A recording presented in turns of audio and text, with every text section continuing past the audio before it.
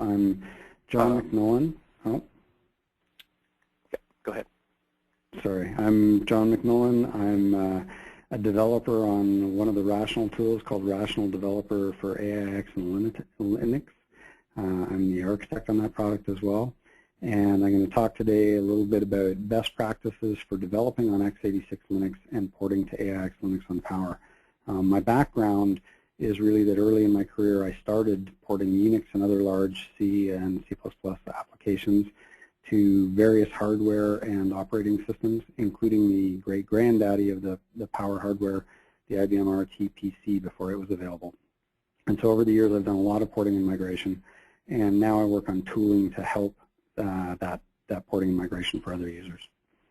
So I'm going to talk a little bit off the top about some of the tools that you're going to need and some that I would recommend for moving to Power, some steps to get started, a fair bit around portable C and C++ basics, because I think that's where a lot of the work comes in, is in making your code portable, and then a little bit about building and testing and debugging on Power, and finally on optimizing, because you want to get the most out of the Power hardware that you're paying for.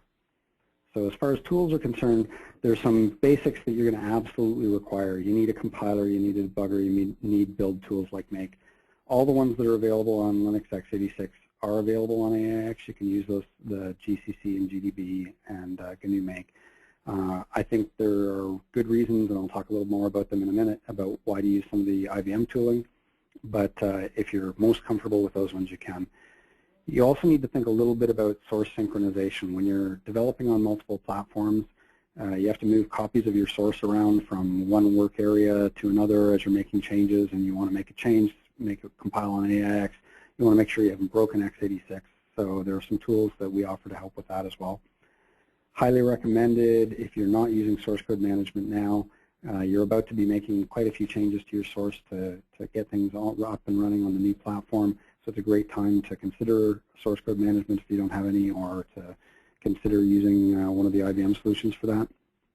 You also are probably going to want a static analysis tool to help find portability problems before you run into them, a code coverage tool to make sure that once you have things up and running on the new platform, that your testing is hitting all the ported code. And finally, a profiler to optimize it to get the best performance out of the new hardware. So in Rational, we offer a suite of tools that interoperate well together that we think address a lot of these needs. Rational Developer for AIX and Linux is the tool I work on. It's an IDE, one of the family of Eclipse-based Rational IDEs, and it's targeted towards this exact situation, reporting to Power.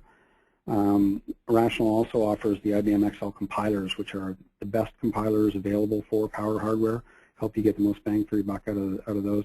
And we also have the whole suite of lifecycle management tools available from Rational, including Rational Team Concert for source code management, as well as Rational Quality Manager and Rational Test Manager, and all the other team and collaborative tools in that suite. The most important in terms of porting and getting going are really the compilers and the IDE. In terms of the IBM XL compilers, there are a lot of good reasons to use them. There are business and technical and migration reasons. Really, they come down to you're paying for Power hardware, you want to get the most value out of that. And the best way to do that is to use the IBM compilers. We are the experts on this hardware, and we've devoted a lot of effort into making these compilers the best, not only on Power, but our compilers have leading edge optimization technology. We have a huge compiler department and a lot of innovation in there. For instance, when the IBM Watson team at Watson played Jeopardy, when they switched from GCC to the XL compilers on Power, they got about a 50% performance improvement. So we really do have good optimization technology. There are also, from a migration standpoint, good reasons to use multiple compilers because it makes your code more portable. If you're using different compilers on the different platforms, you're going to spot portability problems sooner. If you're using GCC across the board, you may not notice the issues because GCC is hiding some unportable code you have. It compiles fine, but it's going to behave differently on Power, and you're more likely to spot that with a different compiler. In terms of the IDE, Rational Developer for AIX and Linux, it's a modern Eclipse-based IDE. It runs locally on your x86 Linux or Windows workstation and gives you all the features you expect from a local IDE. It's got source coloring and semantic highlighting and inactive code highlighting. It's got deep analysis views like call hierarchy views and type hierarchy views, outline views, everything you expect from an IDE. It also has additional value-add tooling that covers some of the things I was talking about. It has a coverage tool, it has a profiler, it has a great debugger, all in one place and all easy to use. But the biggest reason really is that it's targeted at exactly the scenario we're talking about today, moving moving code from one platform to another, in particular to Power, and developing on multiple platforms. It lets you use these remote systems, whether they're Power Linux or AIX or x86, as if they were local machines. You can browse files, you can browse processes right through the IDE as if they were local. It also handles the source code mirroring problem that I mentioned.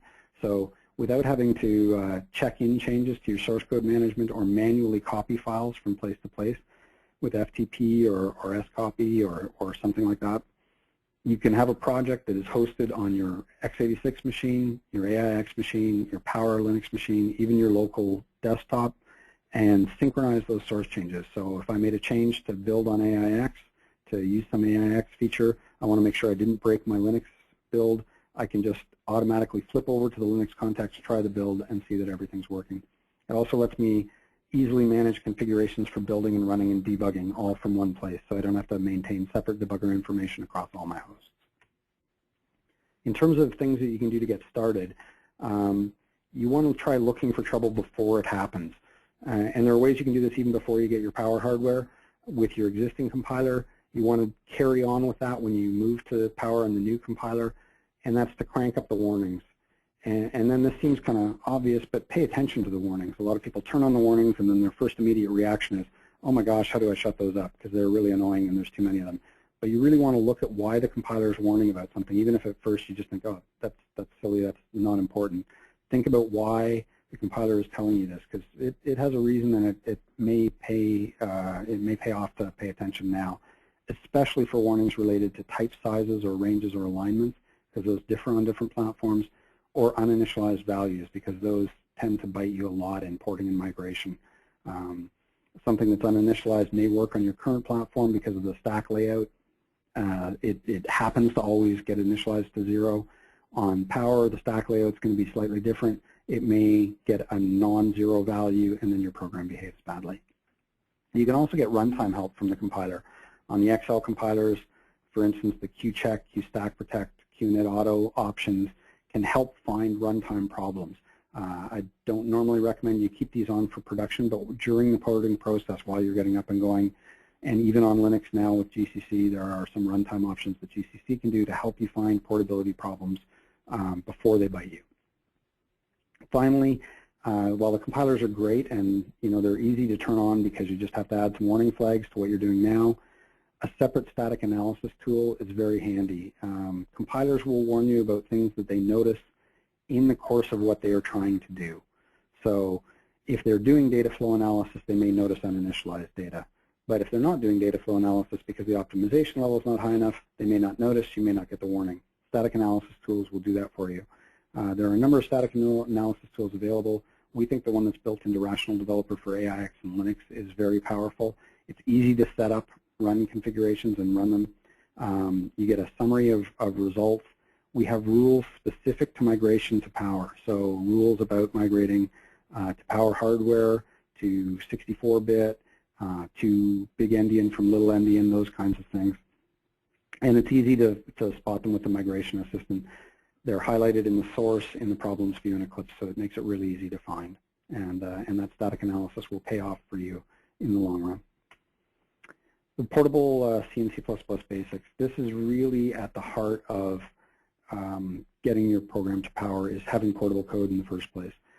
If you've already ported to other platforms other than Linux on x86, you've probably made a lot of the jumps already. So there are, you've probably found a bunch, but not all of the non-portable code in your system.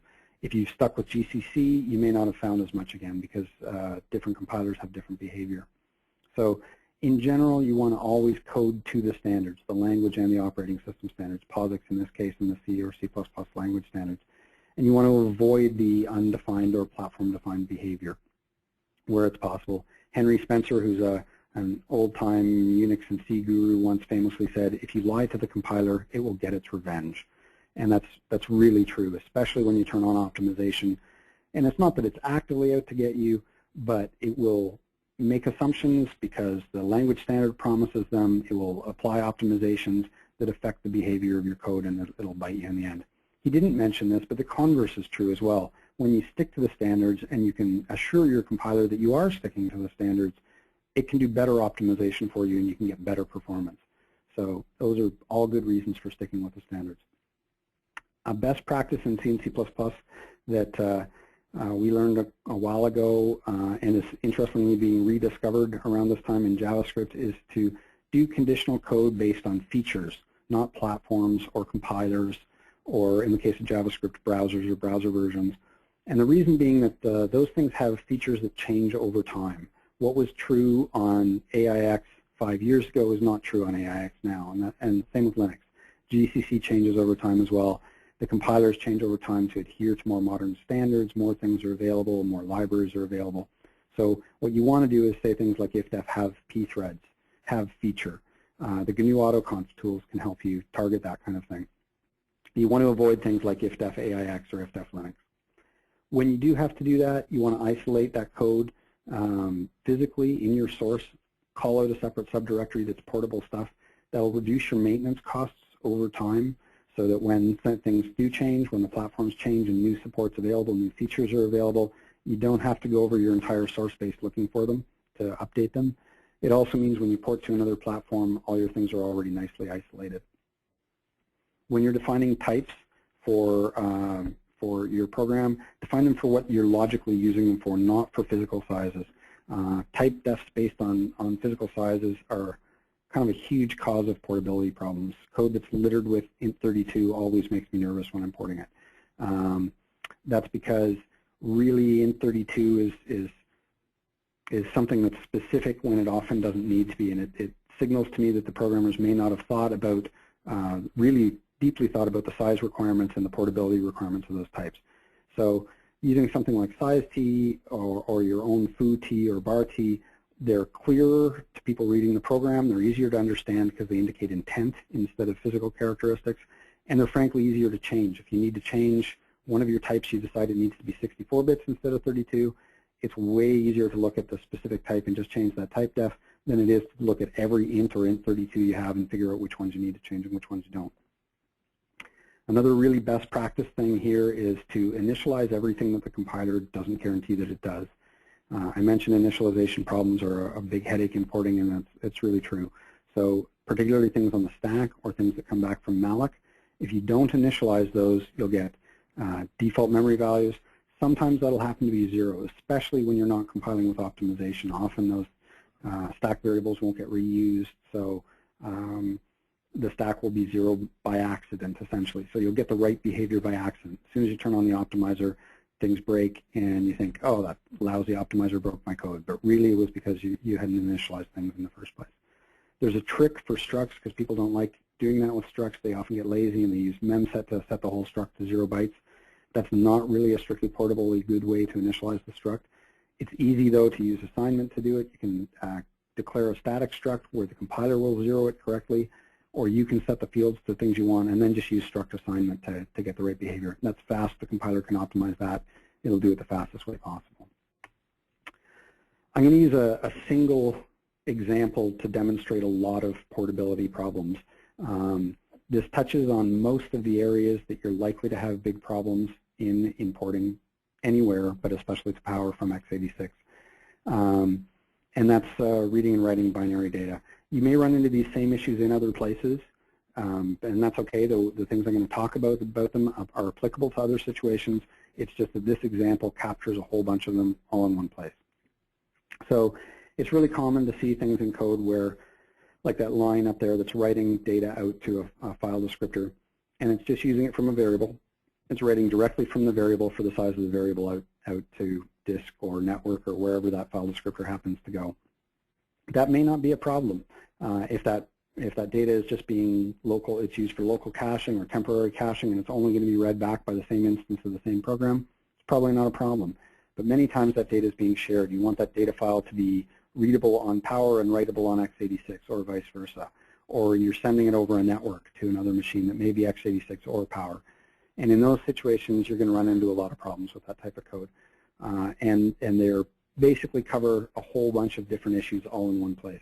You're going to run into problems with type sizes, both the basic types, integers and longs and pointers and characters may be different sizes, as well as complex types. Objects or structs are going to be different sizes. You will run into endian issues doing that because the hardware is different endian. This x86 is little endian, power is big endian. You'll run into alignment problems because when you just try and read those things out, they can be misaligned. That also affects structure packing, partly due to alignment, but not always. Compilers are also free to pack structs differently, to add padding differently, and to use things that are only available in structs like bit fields. They can make them different sizes. So for all those reasons, those are all the common problems that you're going to run into importing, and they all happen in one line of code right there. The solution that I'm going to kind of keep pitching over and over again is to do explicitly unmarshal and marshal the data to and from these non-portable constructs that worry about endianness and type size and alignment and things like that into areas where they don't matter, and then treat them as if they don't matter, because many times they don't. So in those marshalling and unmarshalling functions, you want to make them portable as possible, and I'm going to show you how you can do that. In most cases, it's perfectly possible to write portable type size, endian, and alignment code, and never have to worry about many of these details under the hood. If you have to, sometimes you have to, either for performance reasons or there are occasionally other reasons where you really need to worry about it. Again, you want to isolate that, separate it out so that it's easy to find and change later. Type size handling. Power and x86 both support kind of the two common models these days. One called ILP32, where ints, longs, and pointers are all 32 bits, and another called LP64, where longs and pointers are 64 bits. So even though the two platforms are the same in that regard, it's worth thinking at the time you're porting about which model you want to port to, because the defaults may be different on Linux x86 32-bit, for instance, and AIX, or Linux on Power, or even based on which compiler you're using, and I'll talk more about that later. So you want to think a little bit about which one you want to use. Sometimes you have to, because external data with specific formats that you're reading off disk or off the network, it may have explicit size and alignment and requirements and things like that. Mostly in memory, you don't really need to worry about that. And that's, again, something I'm trying to stress here, is that for portable code, you can worry about it at the edge where you read it in and off the disk, but when you're working with it in memory, you probably don't have to worry about it. Sorry about that. For signed integral types, in fact, there's no portable way to tell whether this stuff is actually happening. So you can't write portable code that tells how many bits are in an integer. It's just not possible in C or C++. You can write non-portable code that does it. It's easy to do. And you can do it for unsigned types, but you can't do it for signed types. What you want to do instead is think about what are the requirements you're actually trying to satisfy. Do I need to represent certain values, so I need at least 32 bits? And then do I want this 32-bit thing to be fast or small? Because that may matter to me. Memory, if I'm having large arrays with them, I may want them to be as small as possible. If I don't, I may want them to be as fast as possible. And studint.h captures a bunch of that stuff for you and lets you encapsulate that, again, with your own logical types. Don't fill your code with instances of int least 32 or int fast 32. Instead, what you want to do is isolate your own types that use those behind the scenes with type defs. Another type and size thing that does differ significantly between x86 and Power is around floating point. The floating point formats are different. The sizes are different on x86 and Power, so it's easy to get behavioral differences. The way to minimize that is to follow the standards. Both of them support IEEE 754 floating point, so if you stick to the standard and what the standard promises, you're going to be safer. Where you can't, where you're trying to optimize for speed or you need to rely on specific effects, again, you want to isolate that and tweak the specifics only where you have to. For the XL compilers, when you're moving to Power, take a look at the qfloat and qlong double 128 options. Those control how the compiler treats floating point. operations, and they may help you achieve the results that you want to get out of your floating point. Portable endian handling is similar to type size handling in that it doesn't really matter as much as people think. In fact, Rob Pike, who is one of the original Unix developers, an old-time Unix developer, and the creator of the Plan 9 operating system, and more recently at Google, he wrote the Go concurrent language. In a recent blog article called The Byte Order Fallacy, he said, whenever I see code that asks what the native byte order is, it's almost certain the code is either wrong or misguided. Rob's a very outspoken kind of guy, and he speaks in strong words, but the gist of what he's saying is true, and that's that most of the time you only have to worry about the endianness of the data externally. And when you read it in, it's possible to do that completely portably and treat it internally like the endianness doesn't matter. So it's, again, only in reading it off disk or off the network that it matters. And again, you can probably do that portably. This line of code reads a 32-bit little endian data out of a char star buffer that you may have read off disk or off the network.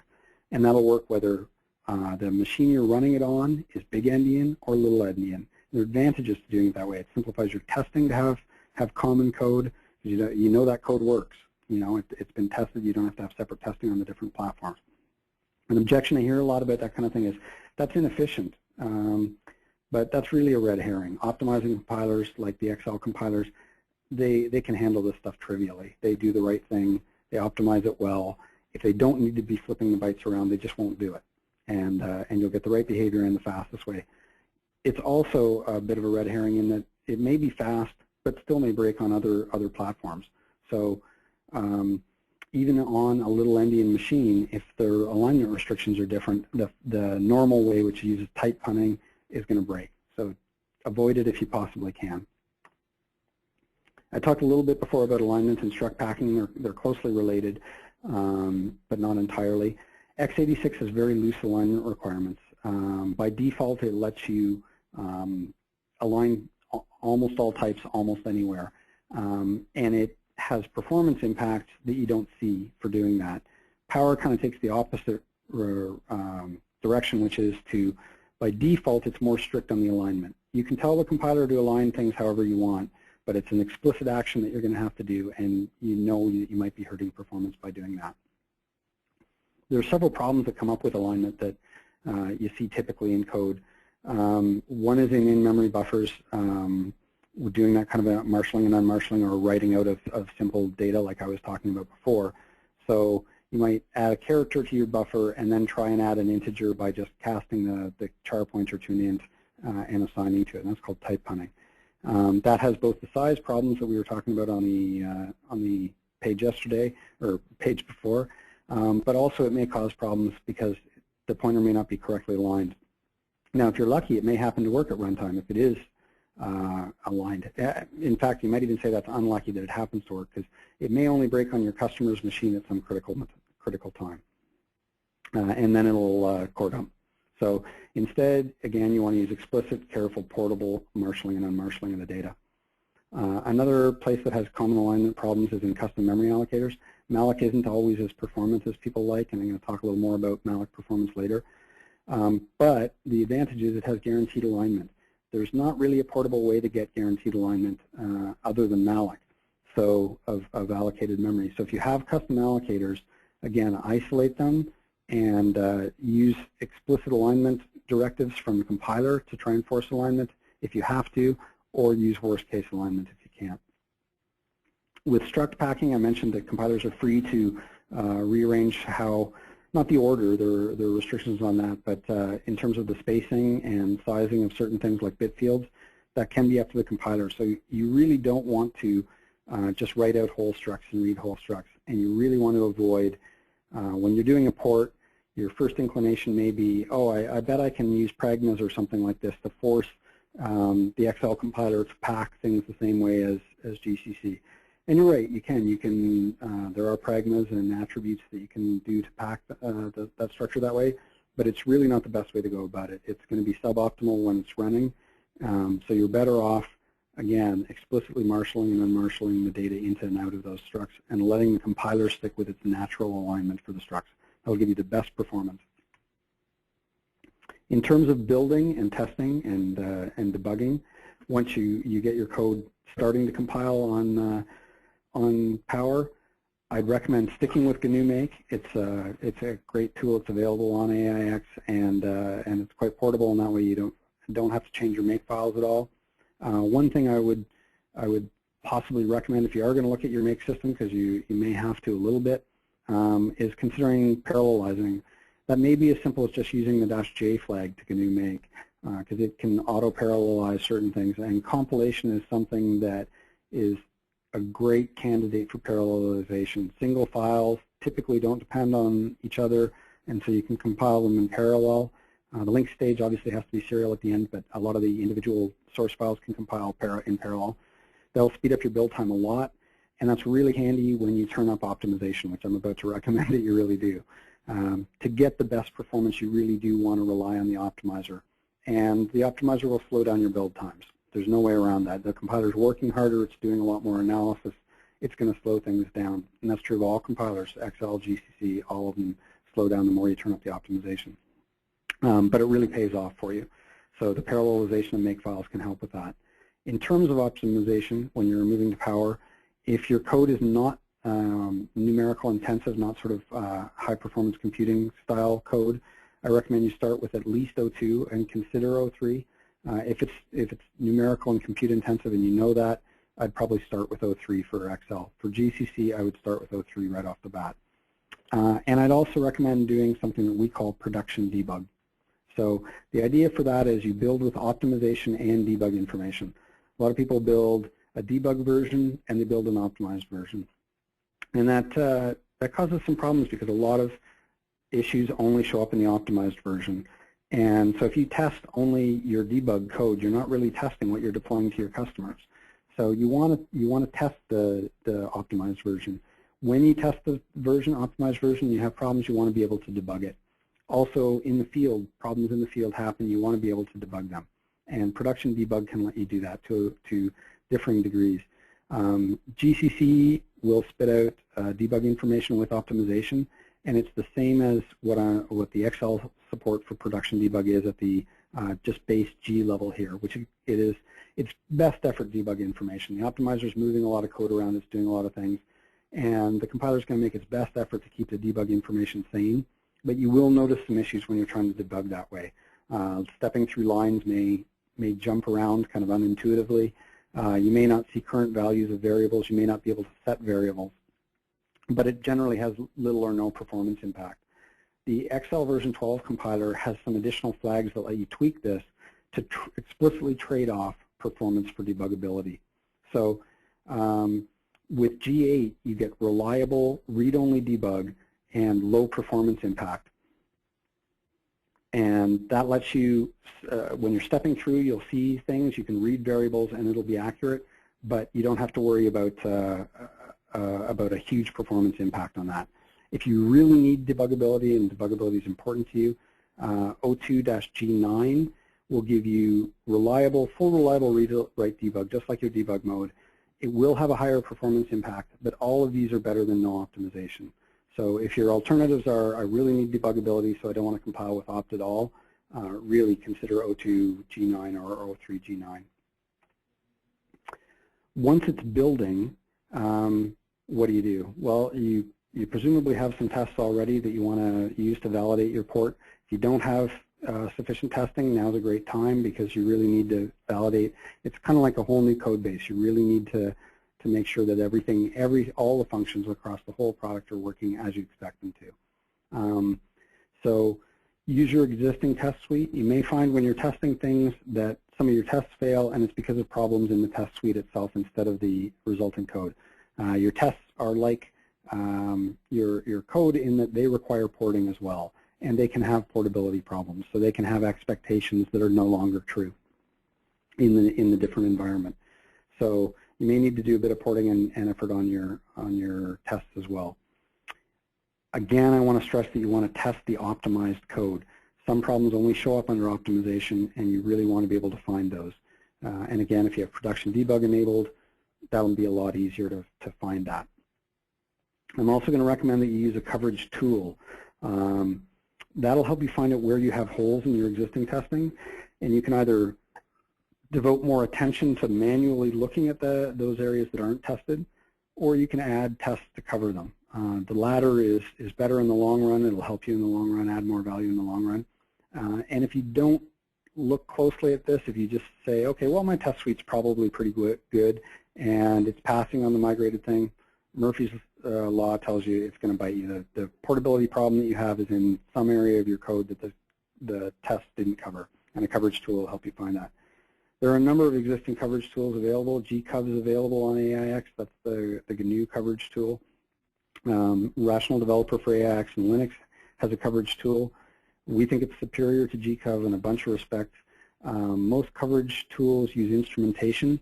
That has a couple of costs. One is there's a very high runtime overhead. All coverage tools have some runtime overhead, but instrumentation tends to be high in statically compiled languages because the instrumentation stays there forever.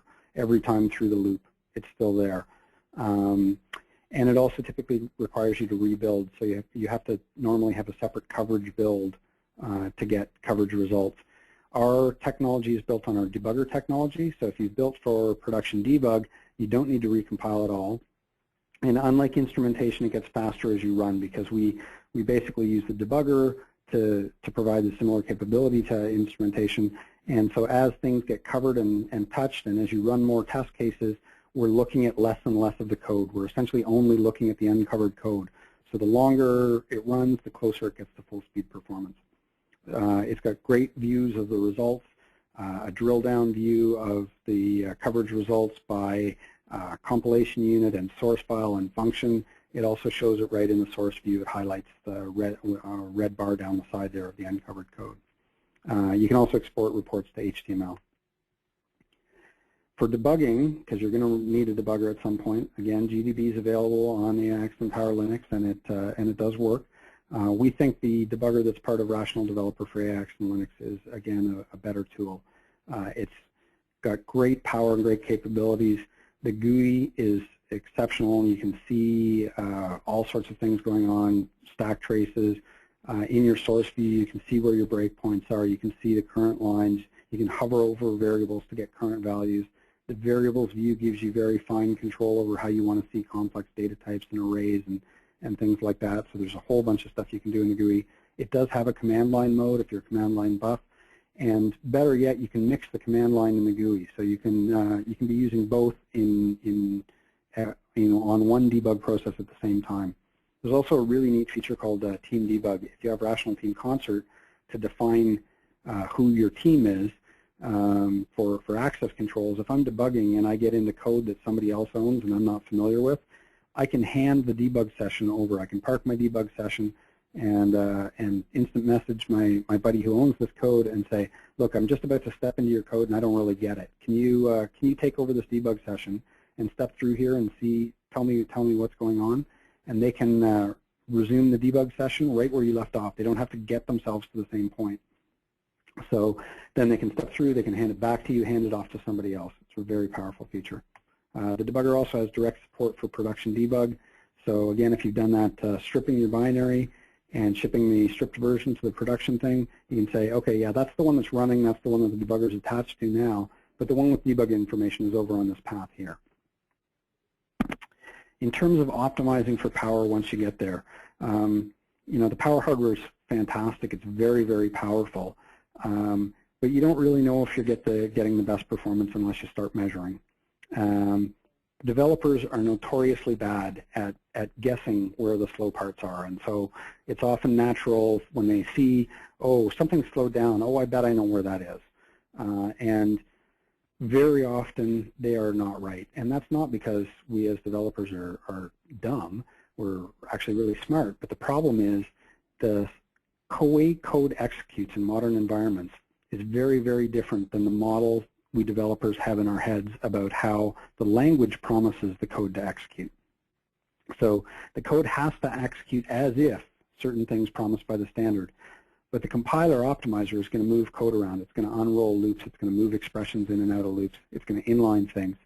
The processor is going to pipeline things and reorder accesses The cache management is going to affect things. Network and disk I/O is going to affect things. All those are really complicated, and we can't keep those in our heads in the mental model. They're just far too complicated. So we're really bad at guessing that. The answer is to benchmark and profile.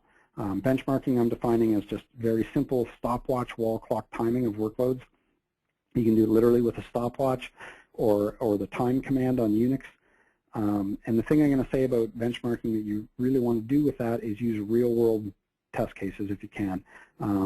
Your test cases for your test suite may not be good ones. Micro benchmarks may not be good ones because they may not have the same performance characteristics, again, because of the complexity of the execution environment. If your real customer workloads are large enough that they cause a lot of code to be executed and a lot of data to be accessed, that may cause cache problems that you don't see in your test code or in a micro benchmark. So use real-world cases. When you find your benchmarks showing you that things have slowed down, what you want to do is get into a profiler and do in-depth analysis of the program. On AIX, there are a whole mess of tools that can help you with this. A lot of them are based on something called the trace subsystem. There's a profiler called tprof, which is a basic sampling profiler. There's a CPU utilization tool called CURT. If you're doing multi-threaded programming, there's a lock analyzer called SPLAT. Those are all based off that trace tool. You can use trace directly as well. Power has a lot of hardware performance counters that let you measure specific things like cache misses or pipeline stalls, those kinds of detailed things. And there are specific tools for that. Again, tprof can do that, and HPMstat and HPMcount can do that. On Linux, you may already be using OProfile. If not, it's the tool I'd recommend when you move to Linux on Power. All these tools, though, they're very, very low level. The tprof man page, as I said, tprof is a great profiler, can do very many things.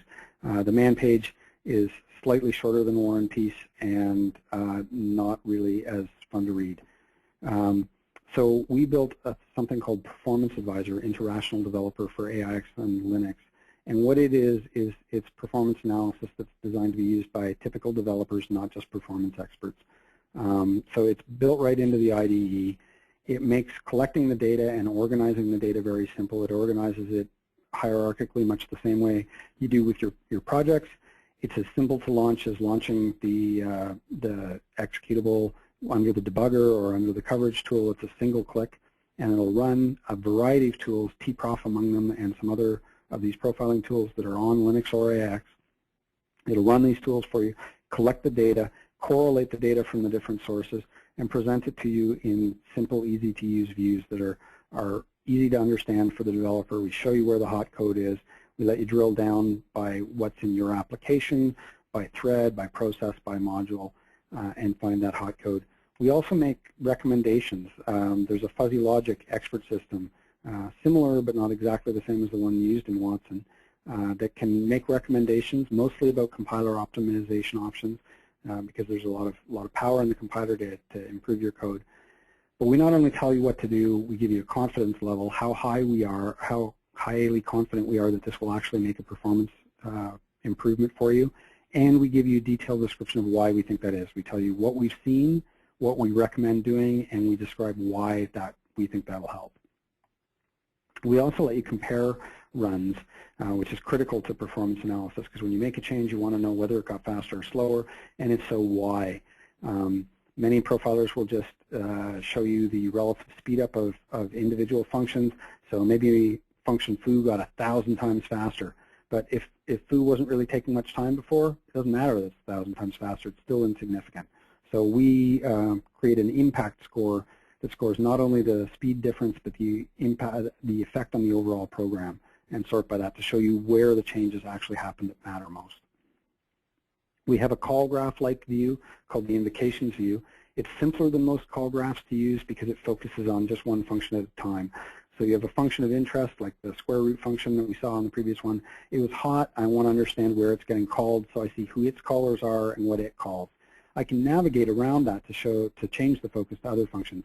So I can still have the full power of a full call graph or call tree, but it's a lot easier to handle on a normal size screen instead of taking up your entire wall for a call graph. We have a source viewer that gives line-by-line results. Many profilers can do this, but none have this rich feature that you can start to see here, which is we cooperate with the Excel compilers to show you where inlining has happened. That's really crucial to understanding the line-by-line performance results in C and C++. Inlining is one of the most common optimizations, and if you don't know that something has been inlined, you may not understand why a line is slow. And even when you think about inlining, it may not be obvious what's going on. On this line here, you may think, oh, sure, yeah, there's a function call there. That's probably what got inlined.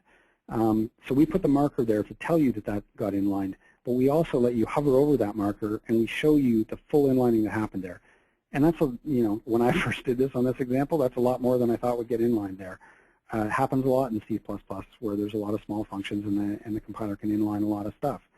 So not only can I see what's actually being inlined and how that might be affecting my behavior, I can click on it and expand those inline functions right in place and see again a line-by-line performance data breakdown of them. And I can do that recursively. So if in that inline expanded area there was something else, and there's more blue markers you see in those areas, I can look at those and expand them again and get line-by-line results. We also offer a system scorecard view that's really just kind of a sanity check. We actually recommend you run that first before doing the rest of your profiling, just to validate that you're following some of our best practices and the tools on the platform already. The general notion about profiling is you make one change at a time, you rerun, you compare. And Performance Advisor helps you with that workflow. So it's measure, compare, make a change, measure, compare, make a change. In a real example that we started with when we built Performance Advisor, we took a sample application from one of our debugger workshops, and in 4 iterations we made it almost 6 times faster with really easy workflow. Somebody who is not an experienced performance tuner and not familiar with the application. So we were able to get great performance. One of the things that we did for that, I'll mention, it's a quick trick when coming to power. If you're doing math stuff, you might want to consider the math library. That's a mathematical library that's highly tuned for power. So if you're doing a lot of math functions, math can help you get much better performance. Really though, and I mentioned this when I was talking about our recommendations in Performance Advisor, the best way to get more bang for your buck is to use your optimizer. Study what your optimizer offers and tweak it, but you don't want to spend too much time fiddling with that. So the Excel compilers break down the 5 major optimization packages into relatively easy to understand groups, and then tweak those from there. So try those levels depending on what you want, and then do minor tweaking with the other options. You might also want to look at automatic profile-based optimization. That can be very, very valuable, but it's a little complex because it requires multiple compilation runs, and so it's time-consuming from a build point of view, but it can give really dramatic improvements. It's built into the Excel compilers and also GCC. There's also a standalone tool called FDPR on AIX and on Linux on Power that can do that for you. You also want to help the compiler help you. I touched on this when I mentioned Henry Spencer's line, but the compiler has to be pessimistic a lot of times. C and C++ are very loose in terms of their aliasing requirements. There are a lot of things that you can do to help the compiler understand what you're trying to do. Many of them you can do in a portable way without ifdefs or special markup or pragmas. There are some of those, so you can annotate your code sometimes for performance improvements, and that may be valuable in certain situations. Other places there are times where just good behavior, like not avoiding global variables when you can use local variables, avoiding reusing local variables, strictly following the pointer aliasing rules in C and C++, those things can help the compiler a lot. You also may want to exploit parallelism, and this is true anywhere you're going these days. Clock speeds aren't getting faster, core counts are going higher. Power is a great parallel hardware. So if you're already using POSIX threads, one gotcha I'll warn you about is when you're building, make sure you use either the _R version of the Excel compilers or the Q-threaded option to tell it that you're using multi-threading. That makes sure that it links with certain thread-safe libraries and sets the headers up for parallelism. The Excel compiler itself also can do some parallelism. It has vector operations that it can use, and it's possible to also hint it with certain options. QSIMD, for instance, can tell it to look for more optimization opportunities with vectorizable functions. In terms of tuning for the Power hardware, once you get everything up and running and you've built it, you've tweaked the compiler, there are things you can do in the outer environment that can really, really affect the performance. In fact, there's a whole guide I'm going to have a link to at the end of this presentation that is very, very valuable. A lot of really smart people have contributed to it, experts across the various areas of Power. But in doing so, we've found a few that have a lot of impact that can be relatively easy to check and benchmark and verify whether they help you or not. One is that Power has multiple page sizes available, and larger page sizes in particular may improve performance. Occasionally, small page sizes can help if you have a lot of small files. It's easy in Power to be able to control this. You can do it either at link time, or you can modify your existing executable, or you can even do it with an environment variable. Cache sharing is an important feature for performance in Power, as are SMT priorities. Both of those kind of affect how you want to organize your virtual machines on your Power hardware and how you want to force processor affinity, where you want to make things run for locality of reference and things like that. The storage synchronization for memory is a little different on Power than it is on x86. So if you're using shared memory and multi-threading and you have memory barriers in your code now, you may want to pay attention to how you're doing that. It's common to just say, well, I'm not certain, so I'm going to force synchronization here just to be on the safe side. That can really slow you down on some architectures, both x86 and Power. So it's worth investigating what the real storage models are and the things to control them. Power has fairly strict requirements about synchronization, but it has a lot of good instructions to help control that, so you can really get optimal synchronization in specific situations. I mentioned vector operations. Much like Intel's SSE instructions in the x86 instruction set, on Power, those are called the vector scaling extensions, the VSX instructions. Both the XL and GNU compilers on Power support the vector keywords, so you can use those, again, isolated with if-def-have-vector. And you can use the QSIMD option to the compiler to tell it that you want to use those vector scaling instructions. Power also has decimal floating point. We talked a bit about floating point earlier in the normal floating point sense, but the compiler supports, the XL compiler supports the standard decimal 32, decimal 64, and decimal 128 decimal floating point types. Those can give much better performance on Power than plain float and double when you need specific capabilities. There's also an abstraction library already available, freely downloadable from IBM, called the Decimal Floating Point Abstraction Layer that can help you isolate that stuff. Power has a data streams control register which affects hardware data prefetching. So if you know a lot about your data behavior, you can use either a command on Linux or an API or a command on AIX to control the prefetching, either because you know exactly how what prefetching will help you, or you know prefetching won't help you at all if you're using a lot of wildly different data in not predictable ways. On AIX, I mentioned earlier that malloc can be a big bottleneck everywhere. That's true on AIX as well. Modern C++ puts a lot of load on malloc.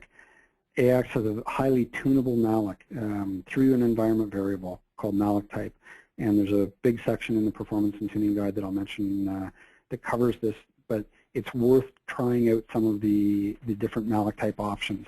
There are different allocators available, and there's some guidance in there and on the chart here about picking which allocator is best for your situation. And then there are sub-options, multi-heap and pools and malloc buckets that can be useful in specific situations.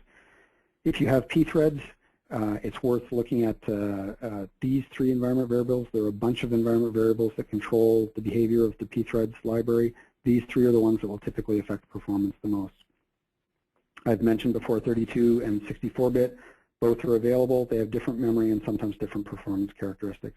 64-bit may run faster in certain situations, but it may also be larger. That may actually cause more cache misses and cause negative performance impact.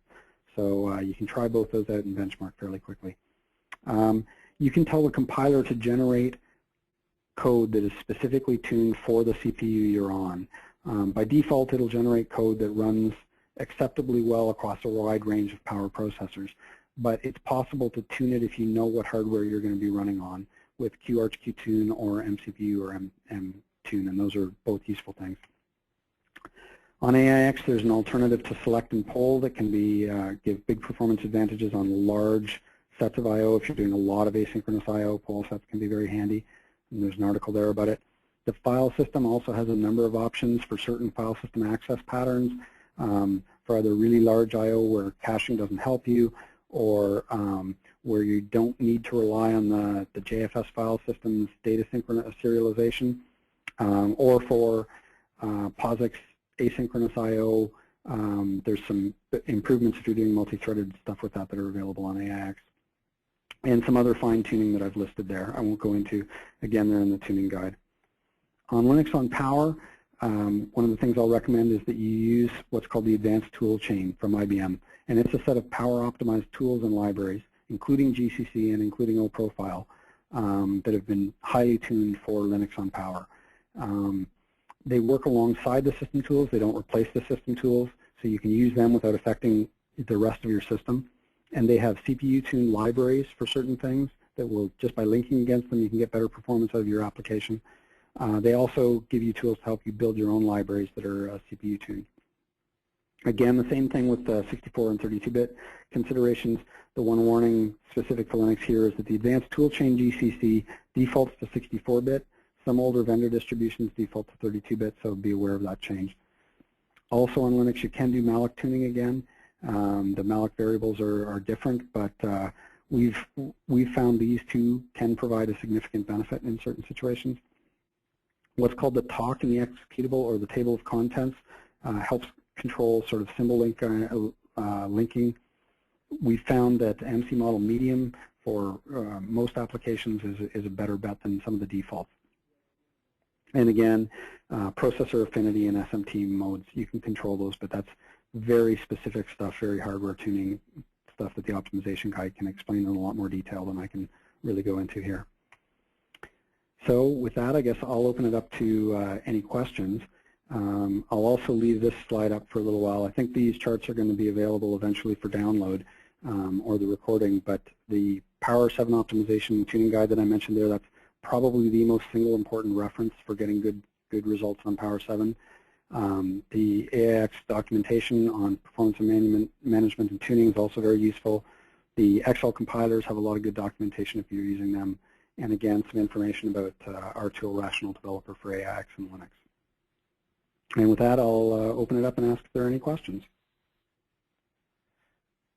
Yeah, so the infrastructure we're using today does not allow us to open the audio lines for taking questions verbally, but if you do have any questions, folks, you can use either the chat panel or the questions panel of the GoToWebinar controls to ask those. We did have one question, John, earlier in the session, but it was asked by someone who indicated later that they had to leave early and would come back and probably view the recording later to see what they missed. Okay, sorry, I didn't see that one. No worries. Question was whether there would be any coverage of COBOL porting practices, which I guess sort of would have begged the question of us in turn. Well, from what? You know, talking about Micro Focus from Windows, or I think the answers would be different depending on the source. So that, who knows? That could be the topic of a whole other session later on. Right, right. I didn't talk about that here, but the Rational Developer for AIX and Linux, there's a COBOL edition of it that does include the Performance Advisor and the coverage tools. So much of the tooling that I've talked about, much of the general stuff is applicable to that. But obviously the specifics of language portability may differ from C++ quite a bit. Some of the hardware stuff, the Power 7 optimization and tuning guide, a lot of that's hardware tweaking and OS tweaking that will affect COBOL stuff as well. But as Bill points out, the from what is going to matter a lot in COBOL. Okay, so I think with that then, we can say that that concludes today's installment of our Power and Compiler 2013 webinar series, which has been Best Practices for Developing on Linux and Porting to AIX with John McMillan, our Chief Architect for our Linux and AIX development tools. The next installment in the Power and Compiler 2013 series will be this coming Thursday, same time of day, 1:30 Eastern, 10:30 Pacific. That's Thursday, July 11th, when we'll have a deep dive on host access transformation services with Tim Parker. And so hope to see you again then.